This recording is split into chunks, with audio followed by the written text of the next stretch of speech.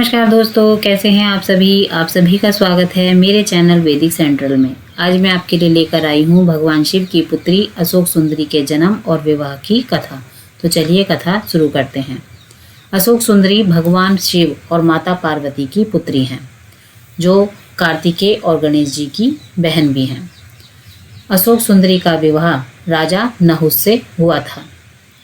माता पार्वती के अकेलेपन को दूर करने के लिए कल्प वृक्ष नामक पेड़ के द्वारा ही अशोक सुंदरी की रचना हुई थी। एक बार माता पार्वती विश्व में सबसे सुंदर वन में जाने के लिए भगवान शिव से कहती हैं।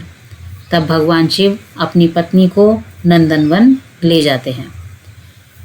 जब माता पार्वती वहां पहुंचती हैं तो उन्हें वहां कल्प वृक्ष से लगाव हो जाता है और वह उसे लेकर कैलाश आ जाती हैं। कल्प वृक्ष एक मनोकामना पूर्ण करने वाला वृक्ष है। माता पार्वती अपने अकेलेपन को दूर करने के लिए उस वृक्ष से यह वर मांगती हैं कि उन्हें एक कन्या प्राप्त हो।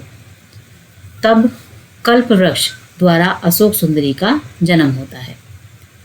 माता पार्वती ने अपनी कन्या को वरदान दिया कि उसका विवाह एक शक्तिशाली युवक से होगा। इसी वरदान के द्वारा एक बार अशोक सुंदरी अपनी दासियों के साथ नंदनवन में घूम रही थी।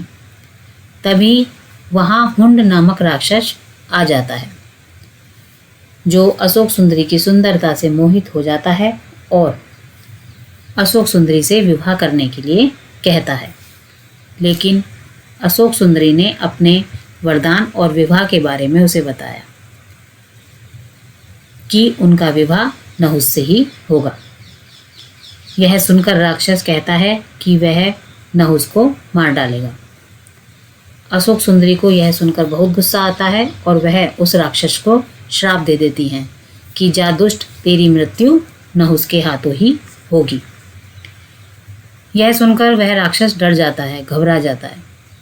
तब उसने राजकुमार नहुस का अपहरण कर लिया। लेकिन नहुस को राक्षस हुंड की एक दासी बचा लेती है। महर्षि वशिष्ठ के आश्रम में नहुस बड़े हुए और उन्होंने हुंड का वध किया। इसके बाद नहुस तथा अशोक सुंदरी का विवाह हो जाता है। विवाह के बाद अशोक सुंदरी ने ययाति जैसे वीरपुत्र और 100 रूपवती कन्याओं को जन्म दिया। ययाति भारत के चक्रवर्ती सम्राटों में से एक थे। यदि आपको यह कथा पसंद आई हो तो जल्दी से मेरे चैनल को लाइक, शेयर एंड सब्सक्राइब कर दीजिए। धन्यवाद।